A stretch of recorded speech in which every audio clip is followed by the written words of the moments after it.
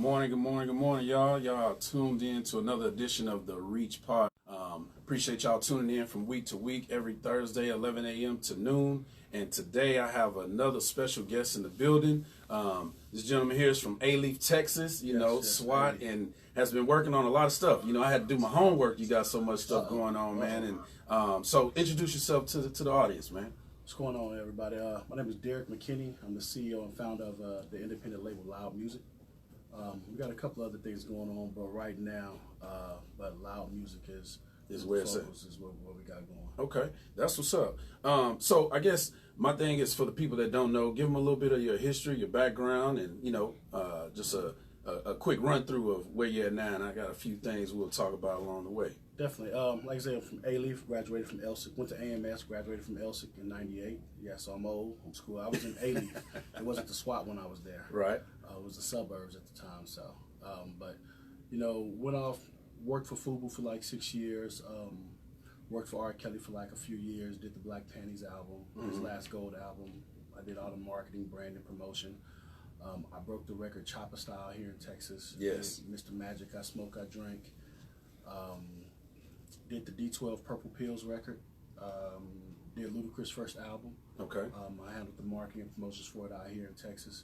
So just kind of just been in the music industry and part of the fashion world with academics and headgear sportswear. I was the guy putting the Negro League jerseys on TV and giving them to everybody and stuff. So just always been between music and fashion and just kind of took that into the digital era. It was kind of jumped out there, the digital era, kind of early. Okay. I saw the change in the industry, so I became the guy when it was time to do the social media and the playlisting and stuff. And so gotcha. Have had some recent success with the producer London on the track and a few other cats, and then we created L.O.U.D Muzik. Yeah, and so I looked it up. What does L.O.U.D Muzik actually stand for? L.O.U.D is an acronym for Live Out Your Dreams. So it's kind of our premise. We created the record company, me and our featured artist Tim Ned. We was in the studio one day, and I had a marketing deal that went really, really bad, and it was like I lost 40 grand, a potential $40,000 client. Wow. And I was just like, you know what? I'm tired of stressing over other people's money. So I told Tim, I was like, man, let's start a label.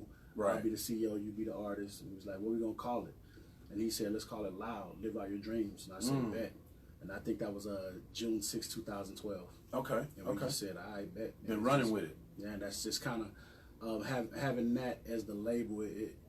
I guess when you put it in the universe and speak it into existence, it forced you to do what you call yourself. And so if we're going to live out our dreams, we got to really push the envelope, be a little different, be a little creative. Yeah. And so that's just kind of how we try to build everything we do. That's good, man. That's good. And, so with this Live Out Your Dreams thing, you have a couple branches that, we're talking about that you developed, throughout the years. But for the viewers that are watching and the kids that are watching, because, we talked briefly, but my show is basically geared to how men can be better men and how we can give back to the community as a whole, but starting with the kids, because those are the ones who need the inspiration. Definitely. So what inspired you to take this avenue, and do what you're doing now? And at what point do you think you found yourself loving music the way you do? Man, you know what? It's weird. I've always loved music.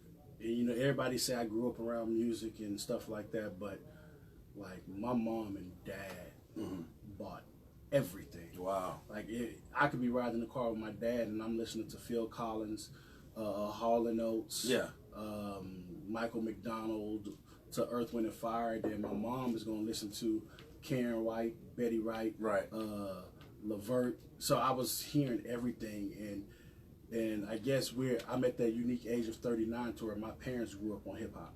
So my mom bought Tupac's All Eyes on Me project, and that's how I first heard it. Right. So music has always just been a part of it's just been a part of me. I was a really, really big sports junkie. Okay. Played football, played basketball, but I've always been a businessman. I've always been a negotiator. Okay. I've always been able to talk to people, and that's just been a natural thing for me. Like some guys can get up and run a 4.340 without stretching. Right. Me, I can see an idea and create a company around it. Okay. And that's just been my thing. And once me and my buddies, my 3-4 best friends in high school, we used to go out to the clubs like Thursday we was at Metropolis. Yeah. Friday, Saturday we was at Oasis. Sunday we was at Jamaica. Mm-hmm. Tuesday we was back at Jamaica Ladies Night. And I seen a guy putting flyers on cars. And I was Really like, promotions, "Dang, man, huh? why you putting all these flyers on my car?" He said, "Man, I get $600 a flyer." Right. So I did the math, and I was like, "Oh, so you get this every week, and you get to go out." Yeah. So I got the flyers that he put on my window, and I went and called everybody on the flyers and told them I could do it for $400 a week. And I ended up getting like 4 of the people to actually do it. Yeah. So we were getting paid to go out and kick it and do what you do. Well, we was anyway, and Yeah. it came so easy. Me and my boys, we used to get in everywhere free.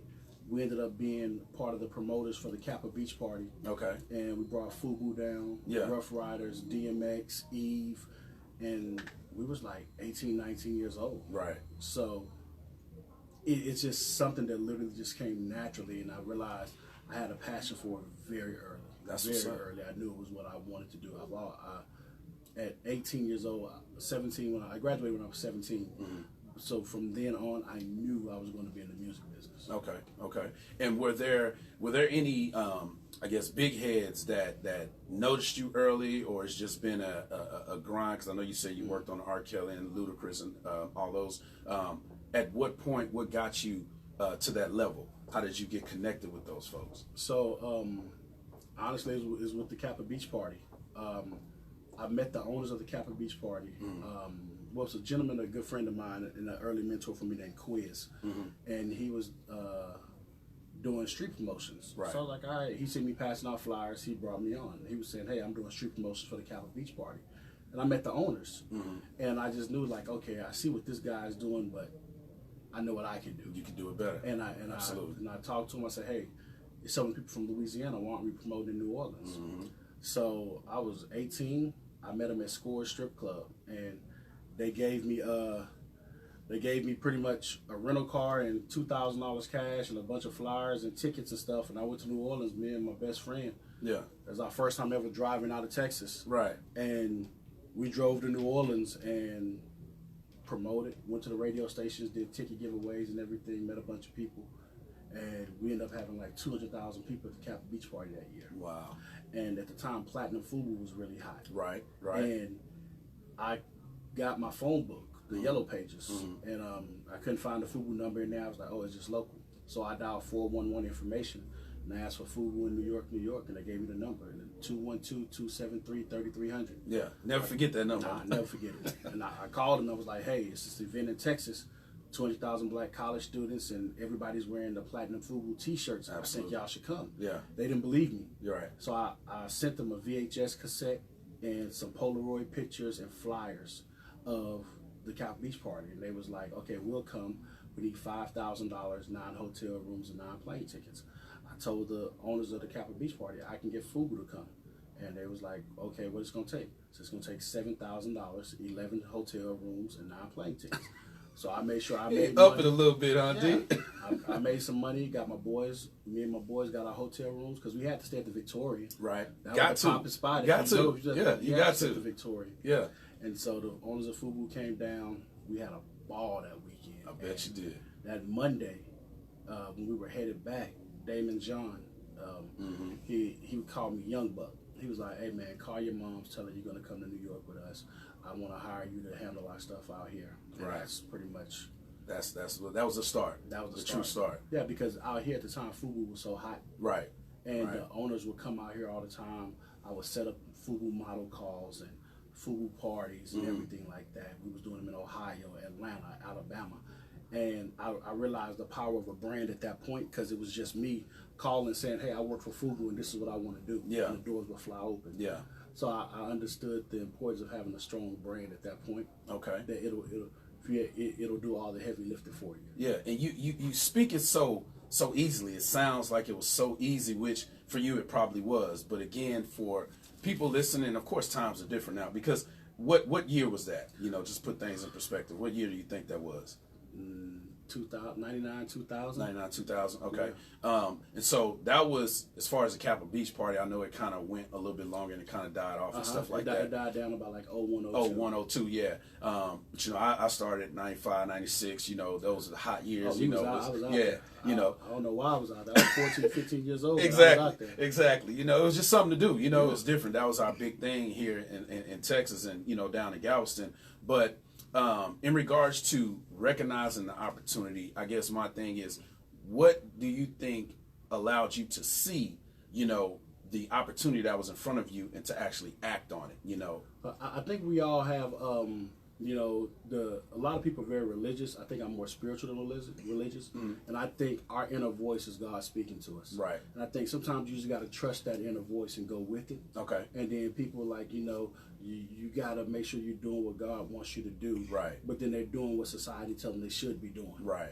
You know, I was lucky to get a job working at Shell Oil in their computer programming department. Mm-hmm. And I was like making $20 an hour, and paycheck every 2 weeks was like $2,300. And mm-hmm. my mom was like, "Hey, you got a good job." Yeah. And stay there. And yeah.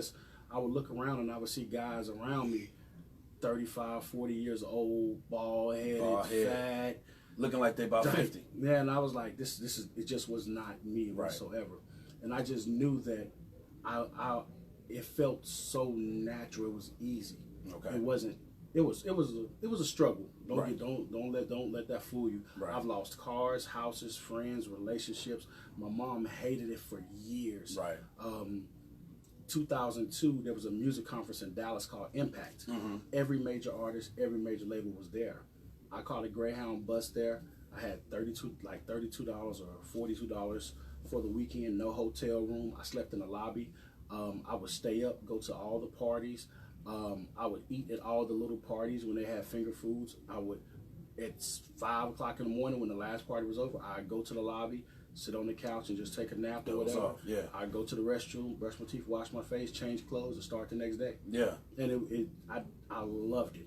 That's the key right there, because you do have a passion to how you got to where you were. Definitely. You know what I'm saying? Because these days everything is Instagram and put yourself out there and you think you're going to catch on that quick. Yeah, you can get lucky. You know, you might find somebody. But see, what most people find as hard work or trials and tribulations, for me in this industry, when I was going, as I still go through the hard work and the trials and tribulations and the ups and the downs and the no's, that lets me know I'm where I need to be. Right. Because I'm a firm believer, as great as something, as bad as something can be, mm-hmm. there's an opposite. It has to be just as great. Right. If there's an up, there's a down, there's a left, there's a right, there's an in, there's an out, there's a light, there's a dark. Yeah. So no matter how bad it is, it has to get that much greater. Right. So when things are just going horrible for me, I found my greatest self at my lowest moments. Wow. So it's easy for me to be Derrick McKinney music guy mm-hmm. when everything is good. Right. But can I be that same Derrick McKinney music guy when I have nothing? Right. When my back's against the That's wall. when that inner voice comes back into play. When you're in that space, that's when you know you're doing what you're supposed to be doing. Yeah. When you can still feel that way. Right. That was that aha moment for me. Right. When I was like, you know what? I don't have nothing. Mm-hmm. Like, and when I say that, that don't mean that I didn't have my wife, I didn't have my kids. Right. But for me as a man, personally, in my mind, I was like, you know what? I don't have what you should, where I want to be. So for me, I felt like I didn't have nothing. So at that moment, I realized, I was like, but wait a minute, Derrick. You're still moving how you move. Mm-hmm. You're still making the calls you make. So even at your lowest point, you found your greatest self. Right. And if I can build from that point, I'm good. Yeah. Yeah. So and that's the thing. I think too often we feel like when stuff go wrong, that means it's not for you. Right. Like, nah, man, it's just like when you lift weights to get heavy. Yeah. You push yourself. And your muscles get sore. You know, yeah. But you wake up, you go to the gym the next day. Right. You keep going till you finally get to where you want to be. Right. And then you keep going. And I just think that's life. Yeah. Everything is a test. Everything is a workout strengthening us. And the harder the test, the harder the workout, the greater the game. Yeah. And I just think that's my truest belief. So when stuff is just bad, mm-hmm. it can be bad. I could be screaming, cussing, arguing. I could be in a bad mood. But in my heart and in my gut, I know that's only because I'm only being prepared for something great. For something greater, yeah. That's good stuff, man. You had I was gonna try to find it. And I don't know how fast I can move, but you made a post this morning that I read, and it was along the lines of testing yourself, and in your greatest test and stuff like that is kind of where you can find where you're gonna be. And I can't remember exactly what it was. You may remember or may not. I think what say if you just do your job at a high level. Yeah, absolutely, that one. And a lot of people are worrying about what they see, and again, going back to the Facebook and Instagram, because I was just having this conversation on yesterday. It doesn't matter what somebody else is doing when I'm trying to accomplish something that I'm accomplishing. I'm going to do my best, I'm going to give my best, and I'm going to be who I'm going to be at all times. And when you do that, you're going to find that nothing else really matters in regards to that tunnel vision of where you're trying to be. Exactly. And so in saying that, I'm proud of, all the accomplishments you made. I know, I just reached out not too long ago and was like, hey, look, man, because I saw you on Facebook and I've been watching, you know what I'm saying? And, you responded so quick. So I want to say appreciate that, because I know you got a lot that you got going on. And when I reached out, it was just like, yeah, I'll come on, and we're all human is my point in that, So to have the humble spirit that you have and to be doing the things that you're doing, man, because that's where people lose it. You know what I'm saying? Man. They lose that, and I know you've seen it. In this industry. I don't want to get into that R. Kelly thing, and I don't know how you feel about that, but just something on that level. So many different things that people do and people say, whether it's true or not, because I don't know. You know what I'm saying? But we lose ourselves when we start thinking we're above the next person. Regardless of the position that we're in. And I wanted to kind of get you to talk on that in regards to how you relate to new artists or how you relate to new music and stuff like that. How do you feel about that? So when I started, there was no office I could go intern at. I had to learn through trial and error. I had to take my losses, and there wasn't very many people eager to help. And so when you say like, what was that big break? I had to create it. I had to go find it. I had to leave out of the city and go elsewhere and travel and do things on my own, not knowing. And I felt like that's one of the things that has helped, that has hindered Houston. It's helped me, but it has hindered Houston a lot because we don't have an infrastructure for a new artist to go to and get guidance or information without being hit over the head for a bag. For the whole bag. Not just a bag, the whole bag. And everybody got their hand out, and instead of like, just do your job amazingly well. And I was talking to our VP of A&R the other day, DJ Staso. And like right now, I'm here, he's at the rehearsal studio with our artists who got some shows coming up in the next couple of days. But I was telling him like, man, so I managed the rapper Zero. And we had his birthday party on Sunday at the House of Blues. I didn't have to say my name. I didn't put my name on nothing. It was 100% about him. But if I do my job for him well enough, those who need to see it will see what I'm doing. I don't need to do something for likes and comments and followers, for people who don't affect what I do whatsoever. But I'll get the accolades I deserve and that I earn by doing my job at a high level. And I think the problem today is people feel too entitled because they decided to rap. And then there's also some people who feel entitled because they decided to DJ. That we got to kill the entitlement across the board and just get back to the love that got you. The purity of it. And that's one of the things that has killed urban music and that's really hurt urban music, because everything that's glorified has to be about riches, money, fame. Shine. To where country music stays so humble. Pop and indie rock stays so humble. And so the people in that industry remain that way. So our music is dictating our culture. So when you have the Jewish white dude sitting at the top of the record, at the record label, authorizing the radio budget to put certain poison into urban radio, it don't touch the pop stations. Then now our DJs have to act accordingly to what that record is saying. The artists feel like, well, if I want to be on, I need this car, I need this jewelry, I need this dope, I need this gun, I need this bad chick, I need this section. So the DJ is sitting in the DJ booth just kind of hunting. He's a bag, he's a bag, he's a bag, he's a bag. Publicist, oh, well, I can do your social media. So everything is so bag driven. Right. And I'm not saying don't get your money. Yeah, definitely. But if you have a love or a passion for your craft of what you do, then you'll make the money. Right. You'll get it. Right. I'm telling you, I'm by no means rich. We have no investors. We don't have no drug money. We don't have. It's blood, sweat, and tears from our whole team. Right. It's I think it's like 8 or 9 of us. But every artist, every executive, everybody plays a crucial role, and we all contribute to the best of our abilities and do our job at a high level. Man, that's good. And that's how we're able to move, man. Yeah. I mean, I think new artists got to humble themselves and educate themselves on the business. You know, I don't go to their job drunk or high. Don't come to me drunk or high. Right. This is a professional business for me. This is my career. This is my passion. This is my love.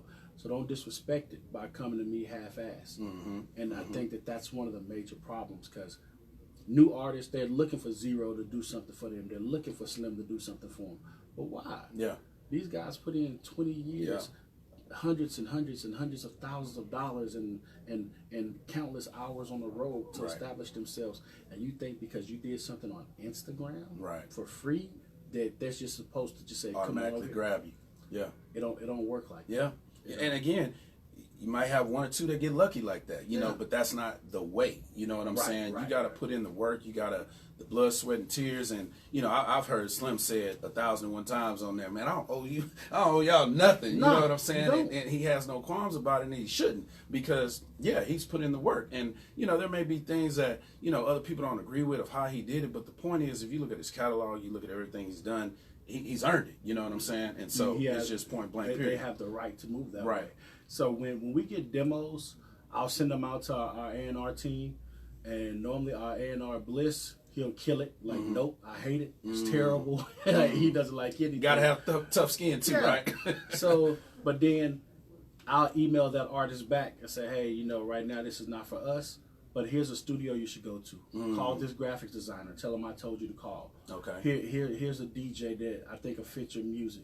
Or this is an engineer. Like, I make sure. How many thank yous do you get back from that? Next to none. That's none. That part right there. That's the answer they don't want to hear. Exactly. And that's my thing that I want to touch on. I mean, you got somebody right here, guys, just what he's talked about so far just lets you know that he knows exactly what he's talking about. He's put in the work. He obviously is showing love. That's a way of showing love. You can just say, you don't have to say nothing. You know what I'm saying? But then if you exactly, but if you're emailing them back and giving them another way out, then whoever this goes to, you need to understand that that's out of a courtesy. You know what I'm saying? And I give direct numbers. I give emails. I tell them, like, hey, call this person or go to this open mic and practice here. Here's the rehearsal spot. Go here and rehearse your show some, and then send it back over. Like, because that's something that we never had. The mentoring through the music industry and showing people what to do and how to do it, man. So hats off to you for that. But kind of moving us along. So looking at your Facebook and your Instagram, you have the L.O.U.D Fest. Let's talk about the L.O.U.D Fest a little bit and how that started and where it's going and when it is and all that stuff. So L.O.U.D Fest, every company I own, I created out of necessity. So when somebody wouldn't do what we wanted to do or how I wanted to do it, I was like, I'll build my own. So I couldn't get on Free Press Summerfest. Okay. I'm good friends with Omar now. Wow. But the person who was over wouldn't respond to emails, phone calls, texts, social media. So I created L.O.U.D Fest, and I would just put independent artists on it, just all indie. And the first year we had like 300 people. Next year we had like 600. Then we did White Oak Music Hall, Ravens Tower. We had like 3,800 people. And this year it's going to be June 13th and 14th. It's June 13th and 14th. Okay. We're doing 100 independent acts on 3 stages over 2 days. Okay. We have 20 DJs. We have companies like Reverb Nation, Sonic Bids, Afton, Disc Makers, Merchley, the Nerve DJs out of Ohio are coming down, and they just signed on to be a part of the event. And it's all indie, all independent artists performing.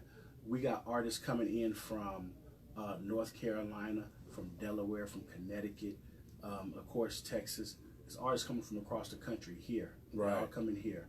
And there's a $25 submission fee, right? So an artist pays a $25 submit.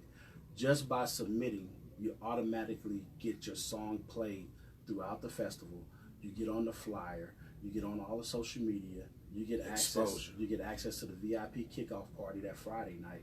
You get access to. You get a weekend artist VIP badge for the festival. So just by submitting, you get all of that for $25. Yeah, that's what I was going to say. $25. That's amazing. Then out of the submissions, we're going to pick the top 100. And it's not about followers. It's not about. It's like who has the dopest music. Right. Who has a dope stage show. Not somebody who's just getting on stage, cussing and running around with your shirt. Like, nah. We have real live bands, musicians, real live artists who've toured the world. We got one band coming from England, so it's going to be one of the premier independent music festivals in the country. That's what's up. So we've had about to date. I know we're about on Reverb Nation. We've had close to 300 submissions on Reverb Nation already. That's good. We've had over 100 on Afton already. So it's some quality artists submitting their music. And then, you know, at the festival, we'll have things like graphic designers on site. We'll have recording studios on site. We'll have all types of different activations. We're encouraging every artist that comes, bring your cameraman, shoot your video at the festival. We'll put it on our YouTube channel. We're giving everybody everything that they need to be a complete do-it-yourself independent artist. So you know you got a lot going on. You know all the tags and the places to follow and the website and all that. So the website is loudfesthtx.com. Loudfesthtx.com, and the Instagram is loudfest Texas, loudfesttx, loudfesttx. And Twitter is loudfesthtx. Okay. That's Loudfest coming here to the city, bringing a lot of artists that you haven't heard, a lot of upcoming artists, directly from your man, from his mouth. You know, $25 submission is going to get you a whole lot. That's going to get you a bag right there. You know, and that's the whole key. Is like, you know what? It helps us weed out the knuckleheads, because you got some guys who won't pay $25. Right. And they're thinking like it's a money grab for me. Like, nah, for $25. So the DJs we got DJ Shantae, DJ GT, Bobby Bands, DJ Stay So, DJ Big Reeks. We got DJ A Plus, DJ C Watts. We got like 5 EDM DJs. Wow. So you're gonna come and be exposed to 20 of the hottest DJs in the city. Okay. And then we just confirmed yesterday, my friend, my brother, my long term fraternity brother, DJ High C. We're giving him the Lifetime DJ Award. That's what's up, man. Fest. He deserves that. Yeah. So it's one of them things where too often things come to the city and it's all imported, and our artists never benefit. Never get on. So I was seeing some stuff today where people were talking about South by Southwest and artists don't want to pay to be on something. Like, no, they shouldn't pay $400 to come perform for 7 minutes in front of 3 people. Right. No, that's dumb. Like, but it's all these industry professionals trying to shame you into, oh, you broke, you can't pay for this. It just doesn't make sense. Right. We did South by Southwest. We had 14 shows in 3 days. We was down there at 12 deep, flyers. We did it. And I looked at it like, okay, $8,000 later, it wasn't beneficial. Right. Nothing came from it. Right. And except a lot of people who do these stages, who put 30 artists on stage at $400 a piece, they're not spending none of that money on promoting them. Yeah. They're not doing anything for you. Right. So with this, I'm like, okay, $25. We got 2,000 TV commercials. We're going to have a live broadcast from 97.9 The Box, a live broadcast from 104 KRBE. We got Houston Press, Houston Chronicle, Fox 26, all of these media outlets that'll be on site. The Reach podcast will be there. No, definitely. Yeah. Like, so we're going to have a media room set up where all of the media in Houston, all of the podcasts, the internet radio shows, the smaller FM stations, they all will have full access. Yeah. So it's something, because when the livestock show and rodeo come, they ain't giving us all access. Yeah, nah. They're not giving us finger booths. They're not letting us perform. Right. When Super Bowl come, they're not doing it. Yeah. When all these other events, but now, I hear people talk, oh, you got to go to A3C. You got to go here. Like, why are you telling everybody to go elsewhere instead of just creating our it own right here in the 4th largest city in the country? Absolutely. And everybody wants diversity in album sales and music, and we're one of the most diverse cities in the world. Mm-hmm. But we keep wanting to export everything instead of import. Yeah, man, you speaking from my own heart, and I'm not into the music thing like that, but amongst my friends, I did some management of a couple local guys back in the day, and having the outlets that were needed. And we just didn't take the path that you took, so of course things kind of crumble, but that's exactly what's needed. You know what I'm saying? Even after all these years, Houston, again, the 4th largest city, it's like depressing that we don't have this already. You know what I'm saying? Man, it's crazy, man. It's crazy. So it's like, so just for instance, my guy Barry Coffin does a seminar called Springboard. Mm-hmm. Springboard, Mm-hmm. he was bringing in like Taylor Swift's manager. He was bringing in heavyweights. Right. Letting artists perform at Warehouse Live for free in the main ballroom. Licensing, TV, publishing, any deal, anybody that you could think of. These people would not come. Come on. He took it to San Diego.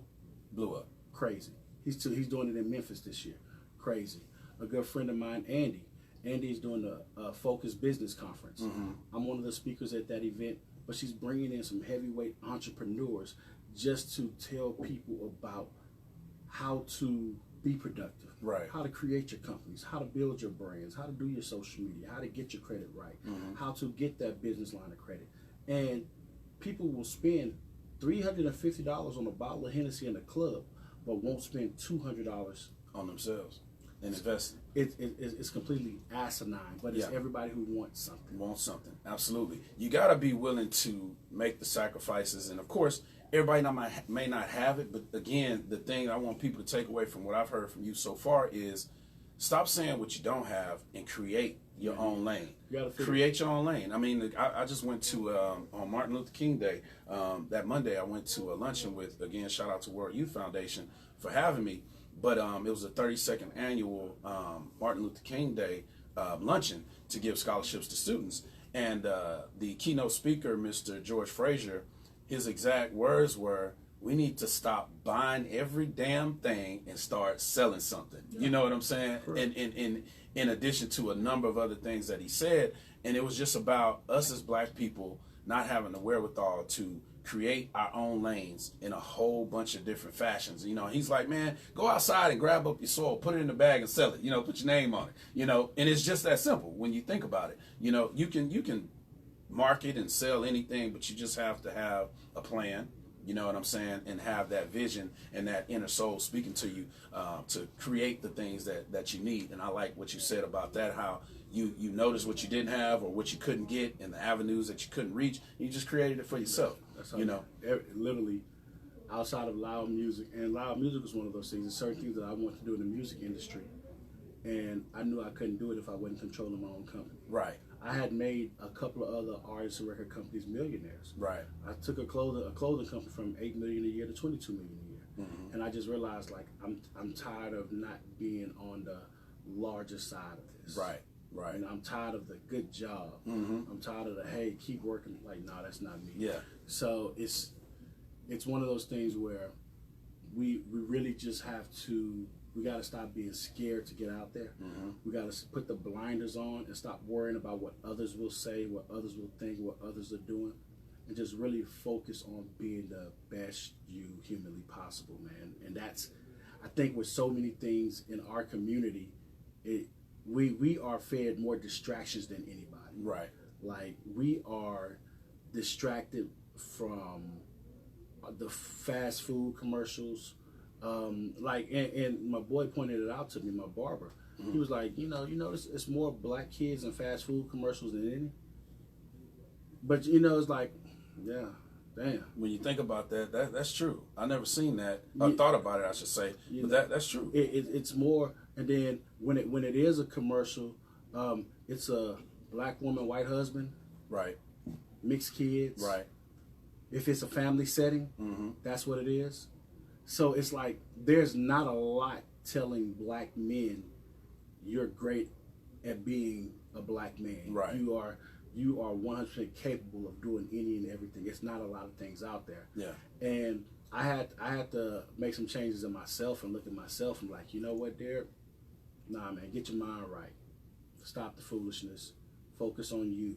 Focus on your family. Focus on your wife. Focus on your kids. Focus on your business. Focus on your home. Like, and just put the blinders on to anything and everything else. And I got in the gym, like changed my diet, changed everything, man. And it's just, it's just so many distractions. Right. Like, and I don't think a lot of people understand just the normal day-to-day pressure of being a black man today. We got Instagram telling us we ain't worth nothing. We got Facebook telling us how we ain't worth nothing. You look at TV commercials and they see how they putting all our women with white men. You watch a movie with a thug where it is like the optics of who we are that's put out to the masses. Right. It weigh on you. Yeah. It's pressure. Yeah. Because if you have anything about yourself, you're trying everything to dispel every myth created. Right. So on top of just trying to be there for your family and friends, I still got to prove this white lady in the grocery store, I'm not finna rob you. Exactly. I got to walk into the bank like, hey, I'm coming to put money put some money in, make a deposit. I'm trying to handle this business deal. I'm going to this restaurant. Well, I got to take my hat off and he got his on. Like, it's just so many things that is just part of our day-to-day routine that nobody else sees. Yeah. Yeah. You know, so it's kind of like I went on a social media deleting spree because I got tired of all the black men ain't this or get you a this or find me a this, and I like come on, man. Yeah. Like, the concentration of it and what do you think our young men are seeing? Right. What do you think our young ladies are seeing? So I just kind of I had to do a complete cleanse of everything, man, and just get rid of all negativity. Take a little time out and recalibrate is what I like to call it, you know, and refocus and you know, focus on the things that really matter is basically what I'm hearing you say, you know, from your kids to your wife and business, you know, so that way you can move forward successfully. So that answers that question, man, and that's just amazing on this L.O.U.D Fest, man. You know, that's amazing. That's all I can really say, man. You know. It's literally, and then like to see if I'm a fan and I just want to come, I can pay $15 for one day, or I can pay $25 to come Saturday and Sunday. Well, normally that's a one-day deal, and I can see 100 artists and 20 DJs. Right. Yeah. Yeah, that's unheard of. It's $20 to get in the club for 3 hours. you know. So yeah. So we're talking $25, and you get, man, Wildcatter Saloon in Katy. It's on a couple of acres of land. That's what I was getting ready to say. That location again. Where is it at? Wildcatter Saloon. Okay. It's in Katy. Okay. Off of I-10, the Buc-ee's is on one side of the highway. Wildcatters is on the other, and it's like a great outdoor stage. And we're gonna have a mechanical bull.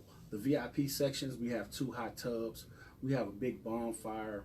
We have the bouncy house water slide, but you're gonna slide into beer, like, you know what I'm saying? Like we having a real live festival. A real live festival, man. Right here in our city. That's what's up. You don't have to pay $300 to get in. Right. You don't have to pay $50 to park. Yeah.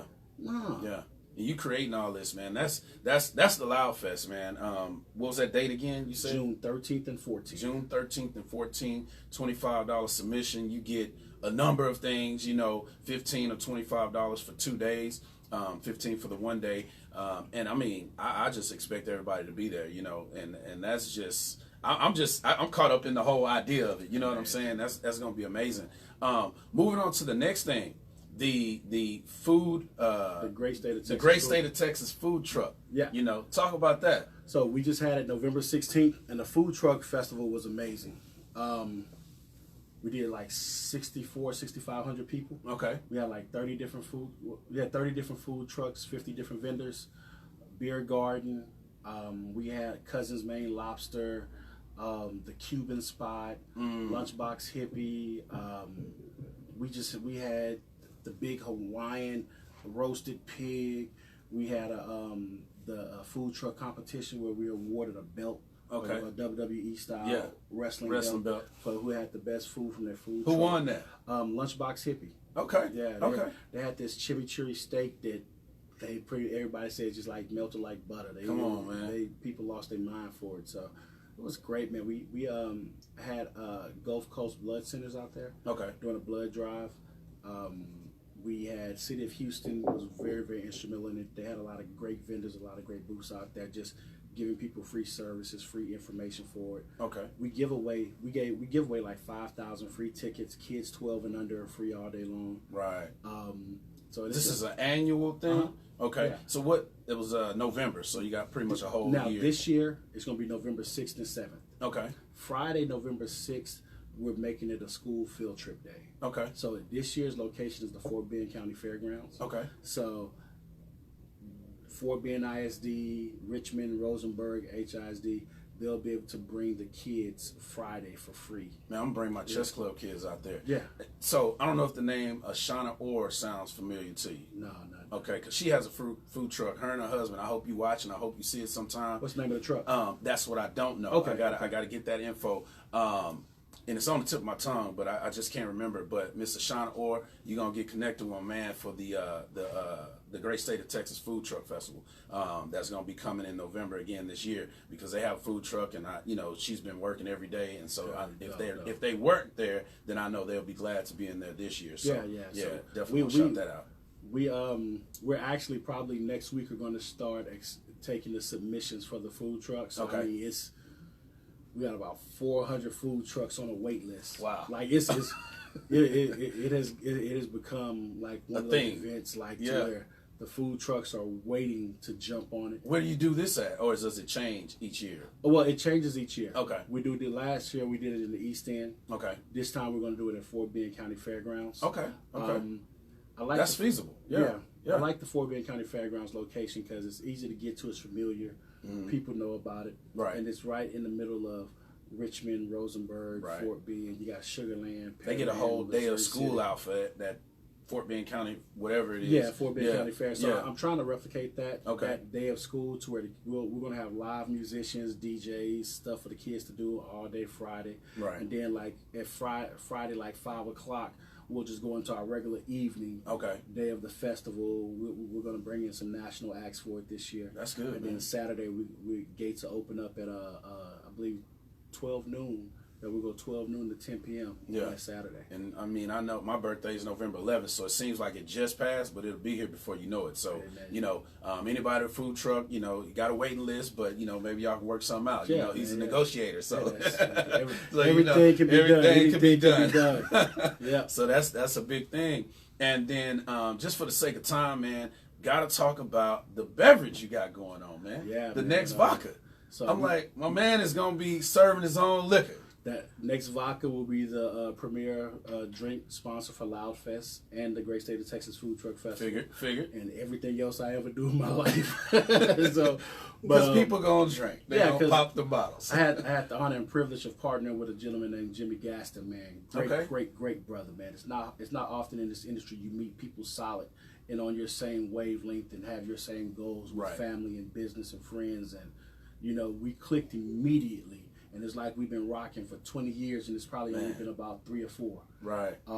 But he owns the largest black-owned spirit and wine distillery in the U.S. Okay. And so we say that again. The largest black-owned spirit and wine distillery in the U.S. Wow. And so we've been kicking around the idea for about almost 2 years now. Mm-hmm. Different names, making sure we can get all the names trademarked and getting the right flavors and the right recipes. And so we finally, right before Christmas, he was like, "I think we got it." Mm-hmm. And so we got all the approvals that we needed, I guess. Yeah. He's 100% the liquor guy. Okay. And I'm 100% the marketing, branding, creating the opportunities to exploit it. Yeah.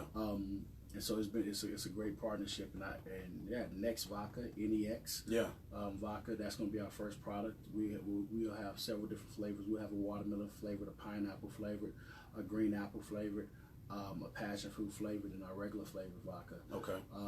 We're going to do special things like this summer. We might do a special sweet tea vodka. Okay. And create a drink seasonal type of deal. Yeah. So are you going to come with the? Not to cut you off. Mm-hmm. Are you coming with the?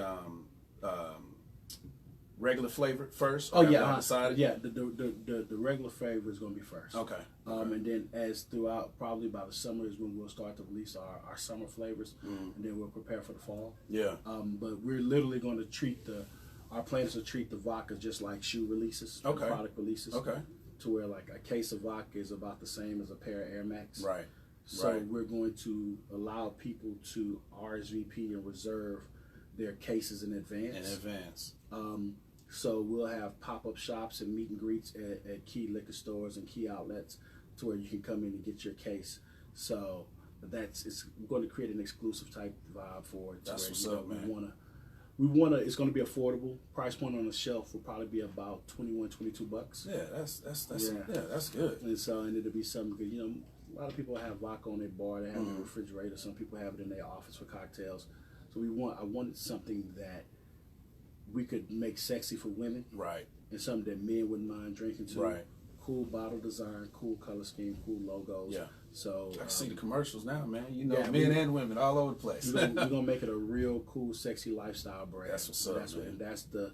Now we're at that phase where we're developing the lifestyle of it. Okay, that's good. That's good, man. Next Vodka, Derrick McKinney, CEO, founder of L.O.U.D Muzik. Just wanted to talk about a few of the things that you got going on. I hope I did justice to your platform, man. But so wrapping it up in regards to all this you're doing, and in what shape, form, or fashion do you actually give back? Now, in everything you're doing, you're giving back, but just in your own time, and I don't know if you have time to do that, but how do you feel about people coming back and giving back to the community, you know, just out of their own passion or love, you know, for whatever they're doing? So I think it's huge. Give back is very huge in my household due to my wife. Okay. My wife is the board president for the Southeast chapter of the American Foundation for Suicide Prevention and Suicide Awareness. She's been in nonprofits her whole life and her whole work career. So she's kind of brought that to our household of just like, hey, you give back, you look out for others. I do a lot of speaking engagements at schools, boys' homes, girls' homes. We've partnered for L.O.U.D Fest with a company called Heart Support. They're our presenting sponsor. So it's Heart Support presents L.O.U.D Fest 2020. And Heart Support focuses on mental health, drug and alcohol abuse, suicide awareness, suicide prevention. My wife's company, 20, and it's TWENTEA. Yeah. It's a tea company. All the flavored organic teas and all this great mango teas and all these things. But it's called 20 for a reason, because 20% of all the proceeds go to mental health awareness. Yeah, I read that. So, and I was going, great segue, because I was going to ask you to talk about your wife and what she's doing. So that's good within itself. She's at a training now in the Woodlands. Right. She works for the Harris Center, and she's working on some program, and I may not have it 100% right, but to help institute mental health awareness and suicide prevention in the jail systems. Okay. To prevent the next Sandra Bland scenario, to prevent some of these things from happening. With nursing homes and hospitals that have an alarming high suicide rate. Have to bring her back on here, man. Definitely. So she's doing a lot. She's done a lot for the city of Houston. During Mental Health Awareness Month, she's always on Fox 26 and Channel 11. Giving the stats and the statistics. And she woke me up to it, to where the ages of 13 to 26 suicide is the second leading cause of death. Yes. And that's the exact same demographic that we use to target all new music, new products, entertainment. Absolutely. So that's why I always incorporate suicide awareness, suicide prevention in what we do, because it's the same target, it's the same demo. Right. So we can talk to our consumer and also help our consumer at the same time. Yeah. And because producing good music is also a prevention. You know what I'm saying? Because music brings life. You know, my man Nice over there, he was talking about music, how it makes him feel. You know, everybody, you hear that, you know, it's like a cliche, but it's so real life. It's true. Just look at our music now. Yeah. Like, you know, our parents had Earth, Wind, and Fire. Our parents had Marvin Gaye, What's Going On. Our parents had some music that spoke to them. Right. So therefore they spoke to us. So now it's kind of like, what music can I pass down? Yeah. You know what I'm saying? Like, and that goes back to what I was saying earlier. There's a conscious effort to put certain types of music only on urban radio. Right. And it's such a, man, It's so crazy, bro. It should be criminal. Yeah. Because they will not let that song or that sound hit the airwaves or their TV shows if it's targeting the number one consumer of hip hop is 13 to 24-year-old white girls. Wow. Now that's something I did not know. But when you go to their radio stations, you don't hear any hip hop. Right. So wait a minute. So they're streaming, they're on YouTube, they're downloading, they're going to the concerts. But when it comes to mass media that they control, they're not going for it. You don't hear it there. But on our radio stations, man, most of the clean radio edits aren't clean radio edits. Yeah, they're not. Like that's been a slow progression. It's complete. You're the music man, but I've heard they're saying all kind of words. You know what I'm saying? And just because you mute out the first two letters, but you say the last two, that don't give a pass. Might as well sound it out. Yeah. So I mean, but again, they'll put African American figureheads in position at certain stations as gatekeepers, but the guy at the top is the one, like, you know, everybody's like, oh, iHeartRadio, they just laid all these people off in the industry. Like, so what? Yeah. Like, for me, honestly, I can care less, because those same people they laid off and those same people they moved around are the same people that wouldn't take our meetings, wouldn't play our music. I've had people at iHeartRadio tell a friend of mine in L.A., but man, you don't have any trap music, any ass shaking music, because he took him a song about love, a hip hop record, and he was like, so you guys can't play records about black people loving each other? Yeah. Well, the demographic really prefers this. Like, no, you go off your analytics. Yeah. You don't live in my demographics. We are loving people. Right. We want happiness. We want sunshine. We want friendship. But everything, every meme, every targeted ad, and people like, oh, this went viral. It did not go viral. I'm telling people now, if you're listening, you're paying attention, things that you guys are saying are going viral, it's not going viral. So tell people what, not to cut you off again, but what does going viral mean before you get into So that? sometimes, like, some are just, I guess it's like, it just drops out of thin air, and all of a sudden one person loves it, then the whole world loves it, right? Like going platinum online with a bunch of views. But the thing is, there are digital companies, and I have worked for and been contracted and hired to, where they strategically place people around the country and give them certain language to use, certain tags, and everybody releases content at the same time. So it looks like, oh, all of a sudden this just splashed everywhere. It's not. You're being manipulated. You're being tricked. And the content that's going viral, all of the memes and the jokes and the negativity, is all targeted towards black women. Black women drive social media. Yeah. Black women make whatever needs to be cool. Yeah. They are the standard of cool. Black women are the standard of influence. But when you watch the media, all you have is everything that shows black men tearing down black women. You see everything from the reality shows. They only show black women fighting and cussing and throwing drinks. But at the end of the day, every hairstyle, every dress code, every song, every dance, every catchphrase is all created by black women. Right. And for some reason, why can't we get the positive attributes? Why can't we get people to celebrate? Well, who's the next Claire Huxtable? Who's the next Debbie Allen? Who's the next Cicely Tyson? Who's the next Beyonce? Who's the next? We don't get any of that, but they're going to force feed us everything else. Yeah. Just to make sure that, like, hey, if this is the standard and this is who the influence is, we're not going to put any good influences out there on black women. Yeah. So it's going to force black men to degrade them, because we're going to give them a bunch of money to make music that degrade them. Right. Then the black women are going to dance to it and make it cool. So it's just a repeating cycle to where the puppet masters are just sitting back controlling everything on their own. And I'll give you a good example of that, because, man, everything you're saying is so solid. Snoop Dogg, and this was on some media outlet, he's turning all of his songs into nursery rhymes for kids. Which, my point in saying that is that even our old school rappers have the wherewithal later down the line to realize what they were doing in their early career and trying to change it. You know what I'm saying? And it speaks to what you're saying now, to where all the degrading and, you know, just the negativity that's being put out there is no good, you know, in the long term. Our music glorifies junkies, thieves, crooks, murderers, strippers. Right. Like, that's that's supposed to be our standard. Right. So it's the craziest thing to me.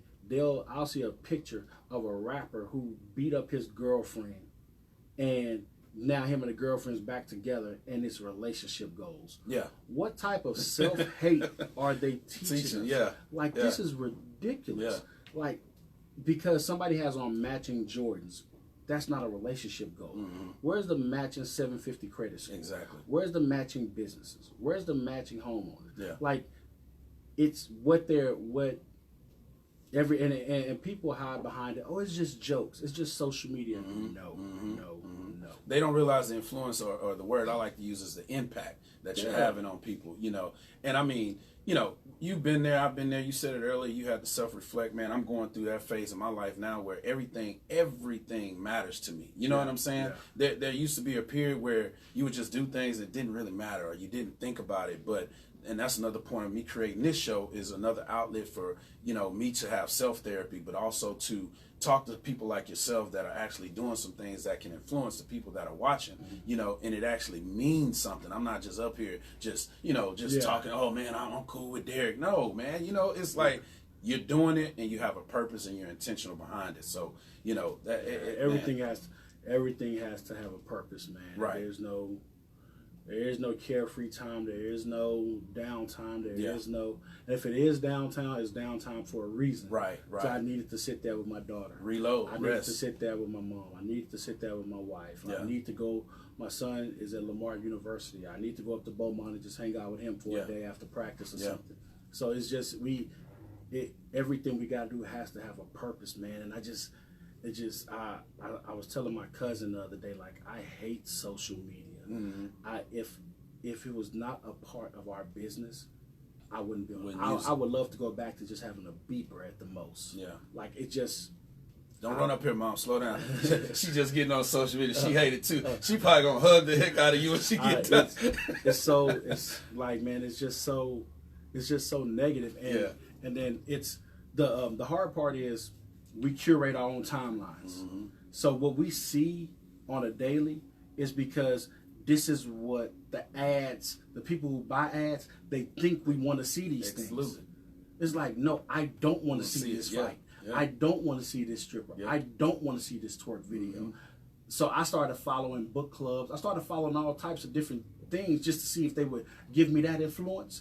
No. Still comes. You're black, you're a male, you're this age demographic, you live in this area. Yep. So the ads that they want to show you, that's what you're going to see in your timeline. That's what you're going to see. It's crazy how this propaganda machine of social media is deliberately controlling so many people's lives. That's all. I told my daughter, like, my daughter can't have it. She's 14. She just turned 14 Tuesday.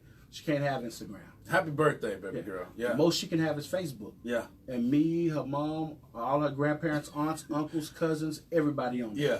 Absolutely. So I don't want to own it. Yeah. And I don't blame you. And you spoke to something that kind of hit me in regards to because I knew that, and that's another one of those things that I didn't really like just lock in on. Of course, we have a few minutes left. Is that what I'm seeing on my timeline is not what I'm wanting on my timeline. Mm-hmm. You know, it's being put there, and that put me in a situation not too long ago to where it's like somebody looks at your phone like, oh man, you no, that's not me. You know what I'm saying? So that's free game for anybody that's when they look at the people they suggest as your friends. Correct. I don't know you. I'll see friend suggestions, and this every back shot bent over. I'm like, why are these my friend suggestions? Yeah. So it's like it's not cool, man. It's not cool at all. Yeah. And so, you know, we have to do our due diligence on that and do the best that we can. And in closing, you know, again, I can't say thank you enough, man, for being here. Thanks for inviting me. You know, tried to cover as much as I can. And I know you got tons of stories, but everything you said has been good. So I was going to say that you have anything that you want to leave, but I'd like to change it up and you can incorporate both.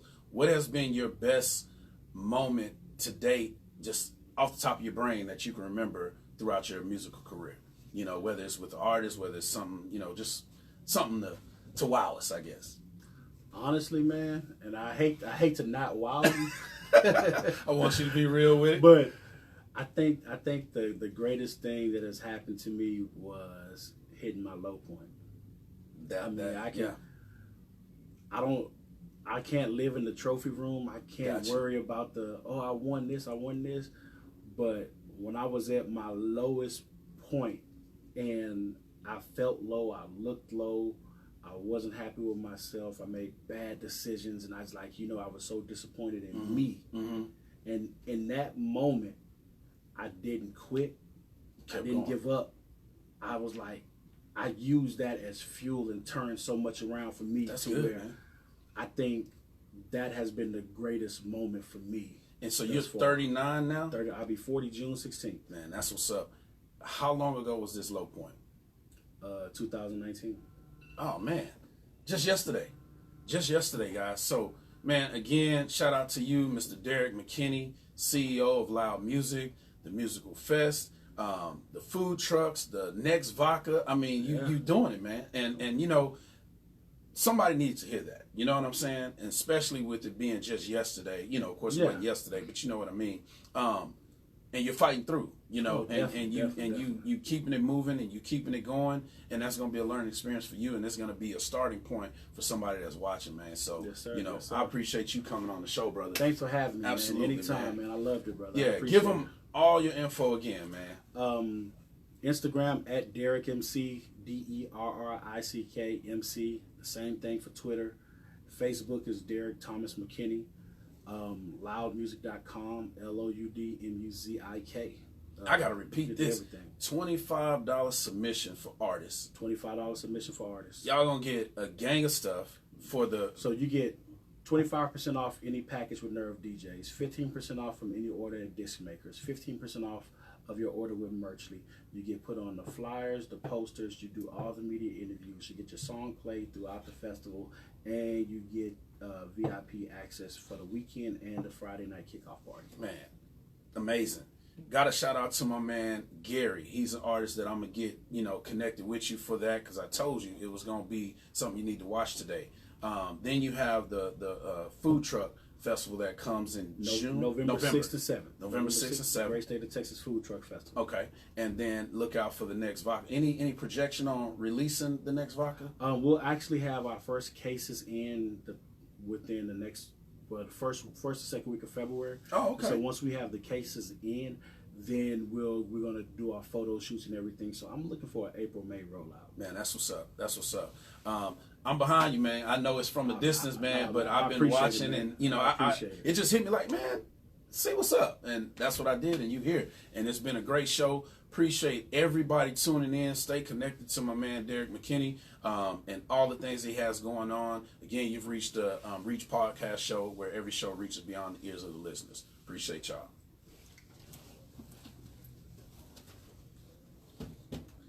Yeah, man, that's good stuff, man.